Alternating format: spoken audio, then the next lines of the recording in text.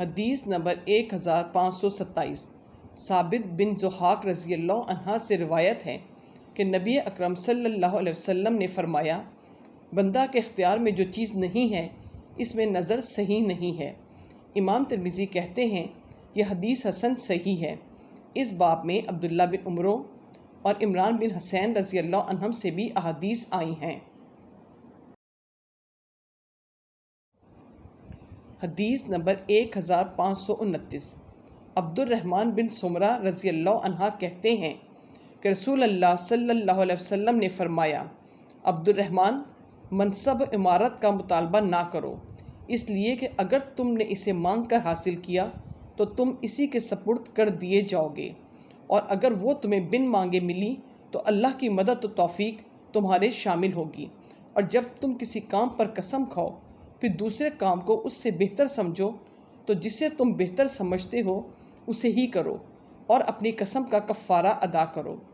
امام ترمذی کہتے ہیں عبد الرحمن بن سمارہ کی حدیث حسن صحیح ہے۔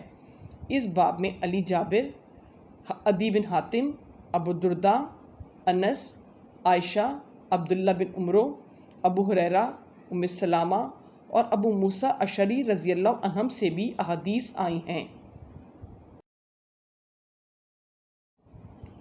حدیث نمبر 1530 ابو ہریرہ رضی اللہ عنہ سے روایت ہے، نبی اکرم صلی اللہ علیہ وسلم نے فرمایا، جو آدمی کسی امر پر قسم کھائے اور اس کے علاوہ کام کو اس سے بہتر سمجھے تو وہ اپنی قسم کا کفارہ ادا کرے اور وہ کام کرے جسے وہ بہتر سمجھتا ہے۔ امام ترمذی کہتے ہیں ابو ہریرہ رضی اللہ عنہ کی حدیث حسن صحیح ہے۔ اس باب میں ام سلامہ رضی اللہ عنہم سے بھی روایت ہے۔ اکثر اہل علم، صحابہ اور دیگر لوگوں کا اسی پر عمل ہے کہ قسم توڑنے سے پہلے کفارہ ادا کرنا صحیح ہے۔ مالک بن انس، شافعی، احمد اور اسحاق بن راہویہ کا بھی یہی قول ہے۔ بعض اہل علم کہتے ہیں حانث ہونے یعنی قسم توڑنے کے بعد ہی کفارہ ادا کیا جائے گا۔ سفیان ثوری کہتے ہیں اگر کوئی حانث ہونے یعنی قسم توڑنے کے بعد کفارہ ادا کرے تو میرے نزدیک زیادہ اچھا ہے، اور اگر حانث ہونے سے پہلے کفارہ ادا کرے تو بھی درست ہے۔ حدیث نمبر 1531 عبداللہ بن عمر رضی اللہ عنہ سے روایت ہے کہ رسول اللہ صلی اللہ علیہ وسلم نے فرمایا، جس نے کسی امر پر قسم کھائی اور ساتھ ہی انشاءاللہ کہا تو اس قسم کو توڑنے کا کفارہ نہیں ہے۔ امام ترمذی کہتے ہیں ابن عمر رضی اللہ عنہما کی حدیث حسن ہے۔ اس باب میں ابو ہریرہ رضی اللہ عنہ سے بھی روایت ہے۔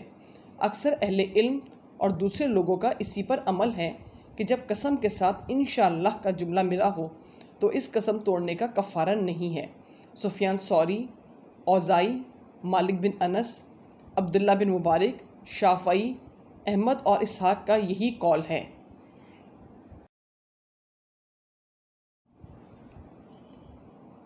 حدیث نمبر 1534 عبداللہ بن عمر رضی اللہ عنہما کہتے ہیں رسول اللہ صلی اللہ علیہ وسلم نے عمر رضی اللہ عنہ کو ایک قافلہ میں پایا۔ وہ اپنے باپ کی قسم کھا رہے تھے تو رسول اللہ صلی اللہ علیہ وسلم نے فرمایا، بے شک اللہ تم لوگوں کو باپ دادا کی قسم کھانے سے منع فرماتا ہے۔ قسم کھانے والا اللہ کی قسم کھائے ورنہ چپ چاپ رہے۔ امام ترمذی کہتے ہیں یہ حدیث حسن صحیح ہے۔ حدیث نمبر 1535 سعد بن عبیدہ سے روایت ہے کہ ابن عمر رضی اللہ عنہما نے ایک آدمی کو کہتے سنا، ایسا نہیں ہے، قسم ہے کعبہ کی، تو اس سے کہا غیر اللہ کی قسم نہ کھائی جائے، کیونکہ میں نے رسول اللہ صلی اللہ علیہ وسلم کو فرماتے سنا ہے، جس نے غیر اللہ کی قسم کھائی اس نے کفر کیا یا شرک کیا۔ امام ترمذی کہتے ہیں یہ حدیث حسن ہے۔ اس کی دلیل ابن عمر رضی اللہ عنہما کی حدیث ہے۔ نبی اکرم صلی اللہ علیہ وسلم نے عمر کو کہتے سنا، میرے باپ کی قسم، میرے باپ کی قسم، تو آپ صلی اللہ علیہ وسلم نے فرمایا، اللہ باپ دادا کی قسم کھانے سے منع فرماتا ہے۔ نیز ابو ہریرہ کی روایت کے نبی اکرم صلی اللہ علیہ وسلم نے فرمایا، جس نے لات اور عزا کی قسم کھائی وہ لا الہ الا اللہ کہے۔ حدیث نمبر 1538۔ ابو ہریرہ رضی اللہ عنہ کہتے ہیں کہ رسول اللہ صلی اللہ علیہ وسلم نے فرمایا، نظر مت مانو، اس لیے کہ نظر تقدیر کے سامنے کچھ کام نہیں آتی، صرف بخیل اور کنجوس کا مال اس طریقے سے نکال لیا جاتا ہے۔ امام ترمذی کہتے ہیں ابو ہریرہ رضی اللہ عنہ کی حدیث حسن صحیح ہے۔ اس باب میں ابن عمر رضی اللہ عنہما سے بھی روایت ہے۔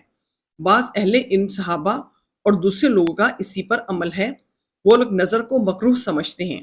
عبداللہ بن مبارک کہتے ہیں نظر کے اندر کراہیت کا مفہوم اطاعت اور معصیت دونوں سے متعلق ہے۔ اگر کسی نے اطاعت کی نظر مانی اور اسے پورا کیا تو اسے اس نظر کے پورا کرنے کا اجر ملے گا، لیکن یہ نظر مکروہ ہوگی۔ حدیث نمبر 1540۔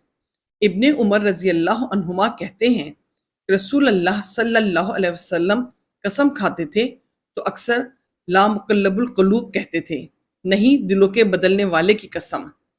امام ترمذی کہتے ہیں یہ حدیث حسن صحیح ہے۔ حدیث نمبر 1543۔ ثابت بن ضحاک رضی اللہ عنہ کہتے ہیں رسول اللہ صلی اللہ علیہ وسلم نے فرمایا، جس نے اسلام کے سوا کسی دوسرے مذہب کی جھوٹی قسم کھائی تو وہ ویسے ہی ہو گیا جیسے اس نے کہا۔ امام ترمذی کہتے ہیں یہ حدیث حسن صحیح ہے۔ اہل علم کا اس مسئلے میں اختلاف ہے کہ جب کوئی اسلام کے سوا کسی دوسرے مذہب کی قسم کھائے اور یہ کہے اگر اس نے ایسا ایسا کیا تو یہودی یا نصرانی ہوگا، پھر اس نے وہ کام کر لیا، تو بعض اہل علم کہتے ہیں کہ اس نے بہت بڑا گناہ کیا لیکن اس پر کفارہ واجب نہیں۔ یہ اہل مدینہ کا قول ہے۔ مالک بن انس بھی اسی کے قائل ہیں اور ابو عبید نے بھی اسی کو اختیار کیا ہے، اور صحابہ و تابعین وغیرہ میں سے بعض اہل علم کہتے ہیں اس صورت میں اس پر کفارہ واجب ہے۔ سفیان اور اسحاق کا یہی قول ہے۔ حدیث نمبر 1545۔ ابو ہریرہ رضی اللہ عنہ کہتے ہیں رسول اللہ صلی اللہ علیہ وسلم نے فرمایا، تم میں سے جس نے قسم کھائی اور اپنی قسم میں کہا لات اور عزا کی قسم ہے وہ لا الہ الا اللہ کہے، اور جس شخص نے کہا آؤ جوا کھیلیں وہ صدقہ کرے۔ امام ترمذی کہتے ہیں یہ حدیث حسن صحیح ہے۔ حدیث نمبر 1546۔ عبداللہ بن عباس رضی اللہ عنہما سے روایت ہے کہ سعد بن عبادہ رضی اللہ عنہ نے رسول اللہ صلی اللہ علیہ وسلم سے ایک نظر کے بارے میں جو ان کی ماں پر واجب تھی اور اسے پوری کرنے سے پہلے وہ مر گئی فتویٰ پوچھا، تو نبی اکرم صلی اللہ علیہ وسلم نے فرمایا ان کی طرف سے نظر تم پوری کرو۔ امام ترمذی کہتے ہیں یہ حدیث حسن صحیح ہے۔